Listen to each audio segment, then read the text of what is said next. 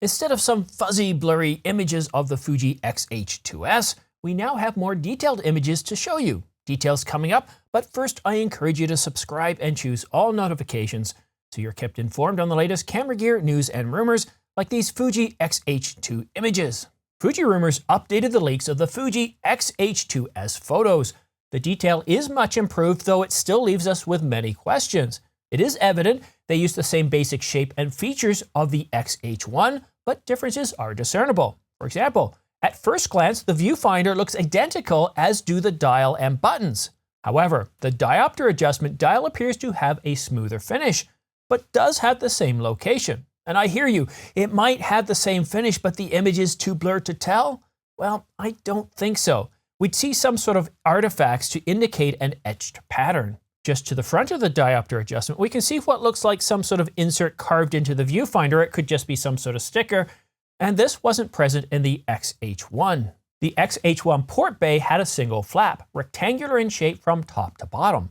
The Fuji X-H2 appears to have multiple port bay flaps, one being headphones, and the long one on the side at the top looks like it's indicating HDMI, and based on its size, indicating hopefully that Fuji listened to us and has given us a full-size HDMI port, unlike the HDMI mini that the X-H1 has. But then again, the lettering is so blurry that I could be reading something completely different into this than what is actually there, and the images is still leaving us with very little detail, but it does look like these have multiple port bay flaps, and that's really, really good to see. The two buttons at the top left are the delete and playback buttons. The D-pad has returned and is in pretty much the same position as the X-H1.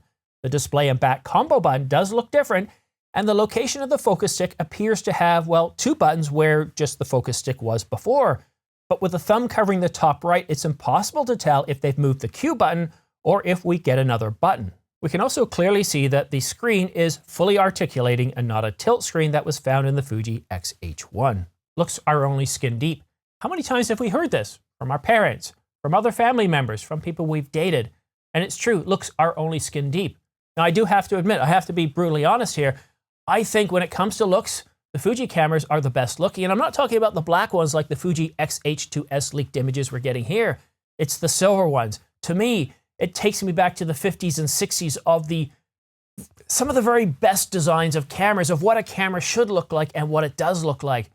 But looks are only skin deep. And while Fuji can make some of the best designs, who really cares? Sure, some other buttons or more customizable buttons can really, really help us. And the placement, the ergonomics do matter, especially if we're shooting for a long period of time. But I think what really is going to matter a huge amount in this camera, in its capabilities that it delivers to you, is the sensor and processor.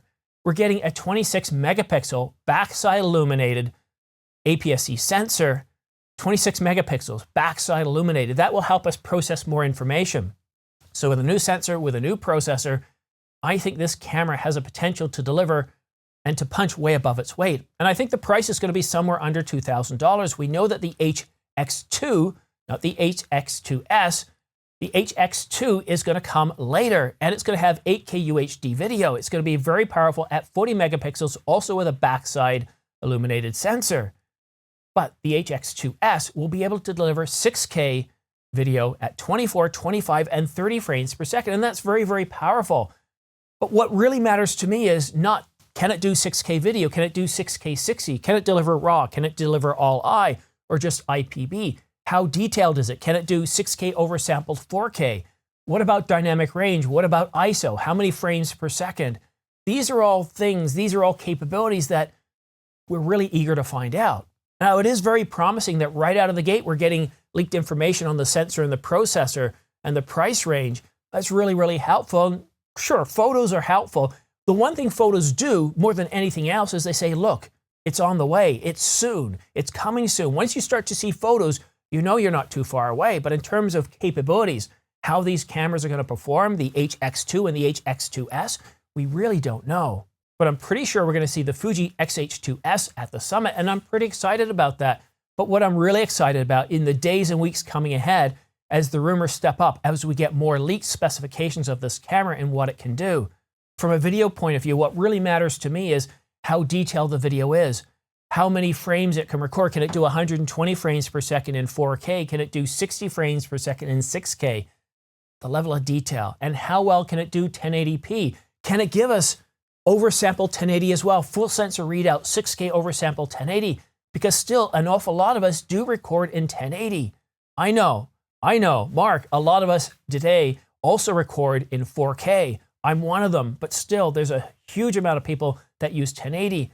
But are we also going to get 2 card slots, a CF Express Type B and a UHS-2? And being able to record video to both card slots at the same time. Now, if we're doing IPB 6K, even up to 60 frames per second, you should be able to record to both card slots at the same time. But if we're doing all I, 4K is pretty much the limit. And on my Canon R5, you know how big the Canon files are, I can record 4K 30 frames per second and lower to both card slots at the same time. I can't do 4K 120 and 4K 60. I haven't tried. I don't really shoot 4K 60. I'm not Tony Northrup. I don't know what it is. He really loves that. And I understand the reason why you want to shoot in 4K 60. Things are just so much more smooth. And for certain scenarios, that works. It's why I shoot 4K 30 most of the time and not 4K 24. It's because of the smoothness. There's less motion blur. What I shoot, it's more about giving you, how should I say, a more realistic look on life. I'm not looking for that motion blur, that dreaminess that you get in movies that lets you know you're in an imaginary world. In fact, someday I would love to shoot in 4K 60 all the time, but in terms of the space it takes up, yeah, that's probably not going to happen. So enough ranting about 4K 60 and why I shoot or why I don't shoot. I think as we get more leaked specifications on the Fuji X-H2s, pay very careful attention to what's there, but also what is missing.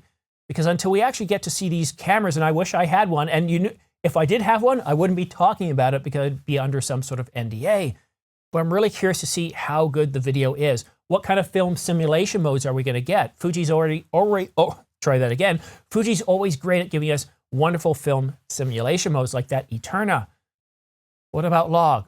What is the log footage like? How many stops of dynamic range do we get? What about low light performance? It is an APS-C censored camera, and that by itself doesn't mean it's going to perform very badly in low light. I've shot with APS-C sensors before, and it's amazing what they can produce. Sure, full frame when it comes to really low light situations can really, really shine, but for most of us, especially if you're shooting outside, your ordinary filmmaker, you're shooting in the sunlight, you're going to find that shooting with a full frame, you're going to have ND filters, whereas if you're shooting with an APS-C censored camera, that's most of the time not the case.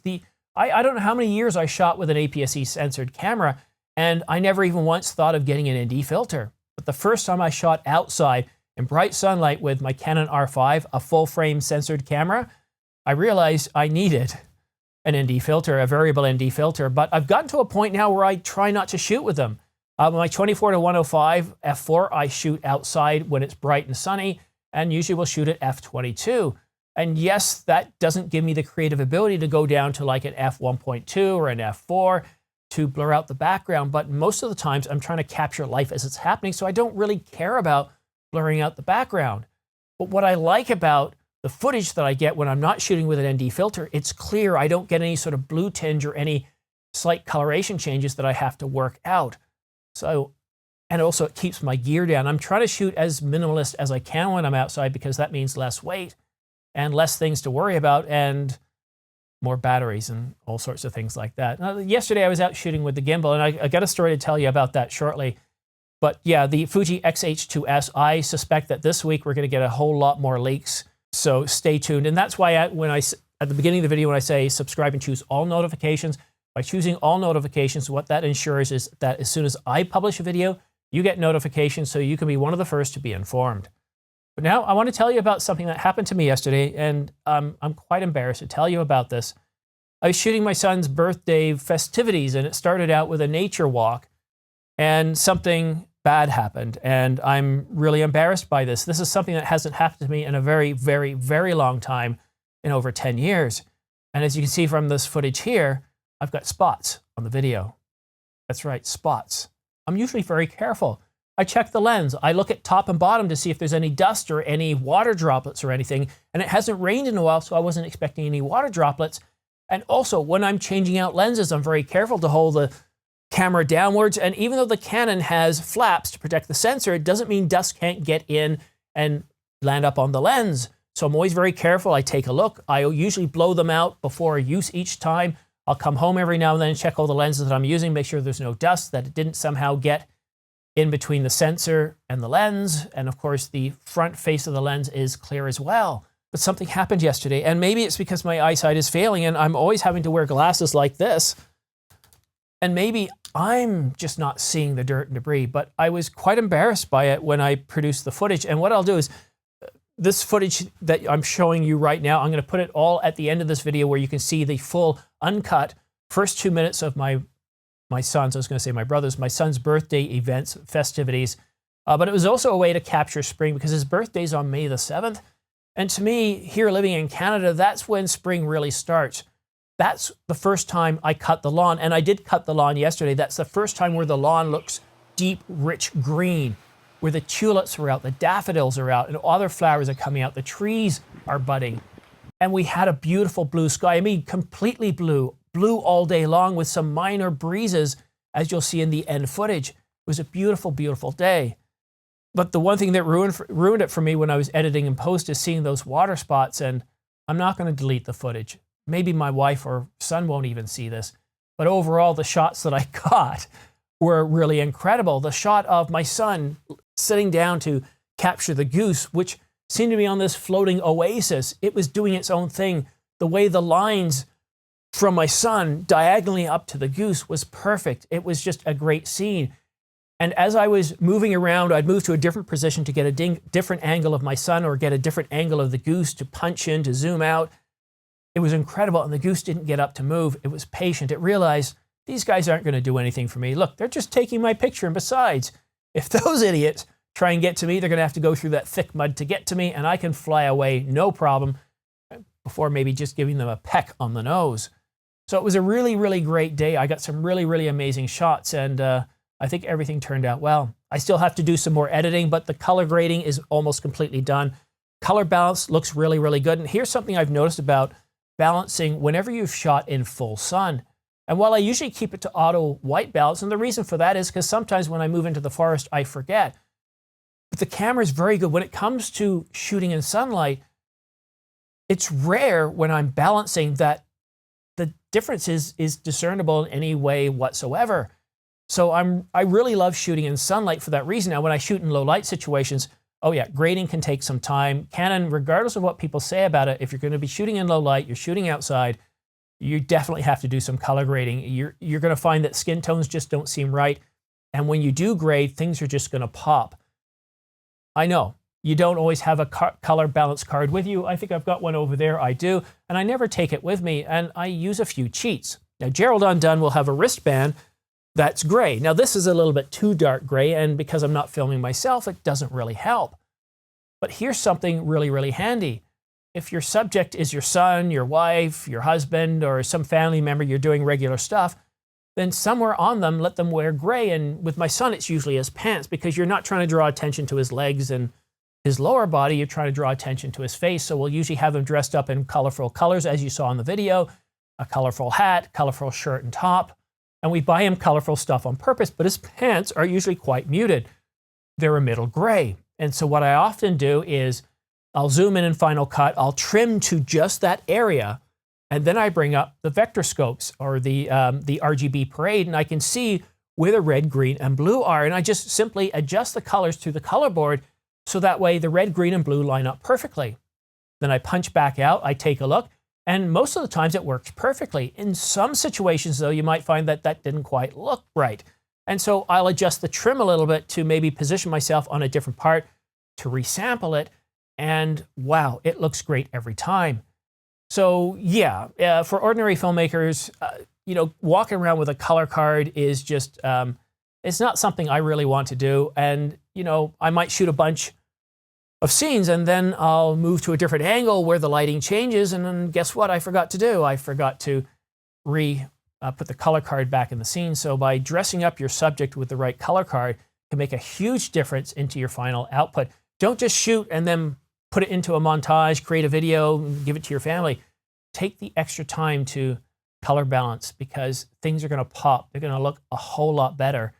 And people watching are just going to be amazed at how good things look. But that's it for now. Thank you so much for watching. Don't forget to subscribe and choose all notifications. By choosing all notifications, as soon as I publish a new video on the Fuji X-H2s, the HX2, the new Canon EOS R1, or a new Sony camera coming out like the A7R5, or a new, well, a Lumix S1, an S1 Mark II, or an S1H Mark II, you'll be the first to know. Thank you so much for watching. We'll see you again soon.